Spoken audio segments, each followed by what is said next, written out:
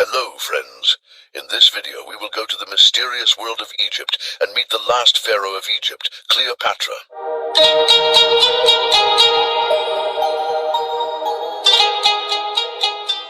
Cleopatra, the last queen of ancient Egypt.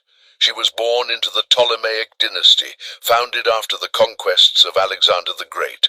Unlike her predecessors, Cleopatra actively embraced Egyptian culture, becoming the first of her dynasty to learn the Egyptian language. This helped her gain the respect of her people. After the death of her father, Ptolemy, Cleopatra ascended the throne at the age of 18, initially ruling jointly with her brother. However, a power struggle forced her to flee Alexandria. After Pompey's defeat at the Battle of Pharsalus, Pompey flees to Egypt in search of an ally in the young ruler and his sister Cleopatra. In pursuit of Pompey, Gaius Julius Caesar arrives in Alexandria with a military detachment. In Egypt, the Roman dictator is presented with Pompey's head, and then he finds himself embroiled in a dynastic conflict. Ptolemy declares that Cleopatra has been exiled and killed, but it turns out that she is alive. She has returned with the help of the Roman general Julius Caesar. Their alliance has strengthened her position. The Egyptian queen uses cunning to enter the Romans' chambers. Gaius Julius Caesar is captivated by Cleopatra's beauty and intelligence and takes her side. Having a limited military detachment, Caesar nevertheless defends Alexandria, defeating the rebels. But during the fighting, the famous library is destroyed by fire. Cleopatra regains her influence with the help of Caesar and becomes the ruler of the state and Caesar's favorite. The Roman stays in Egypt for a long time. The son that Cleopatra bears to Caesar, who is named Caesarion, is recognized by his father as his heir and must become a guarantee of Rome's patronage over Egypt. Caesar leaves for Rome and after a few years calls Cleopatra to him.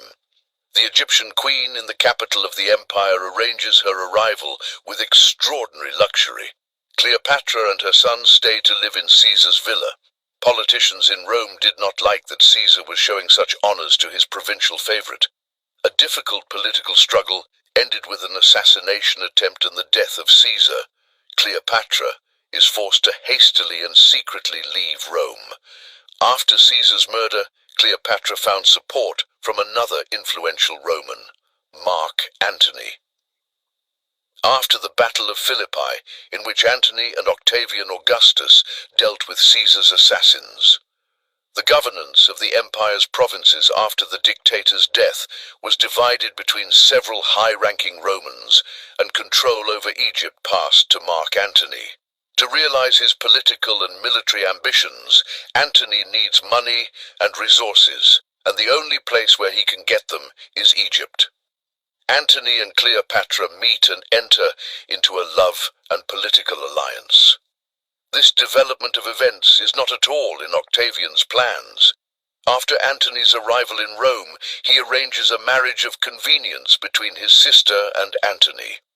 Upon learning of her lover's betrayal, Cleopatra refuses to pay tribute to the empire. Trying to find a compromise, Antony returns to the Egyptian. They meet on a luxurious royal ship in the roadstead of Tarsus. Their love affair flares up with renewed vigor, and the Roman submits to Cleopatra's will.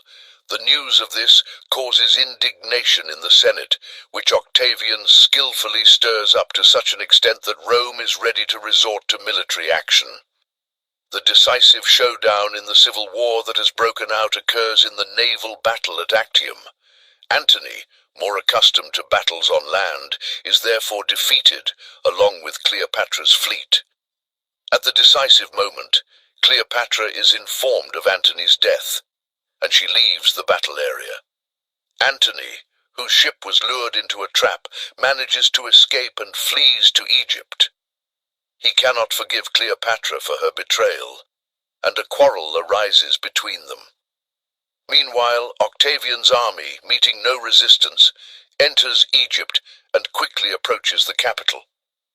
Antony unsuccessfully tries to resist Octavian, but his small detachment surrenders to the mercy of the enemy without a fight. Antony's comrade Rufion commits suicide,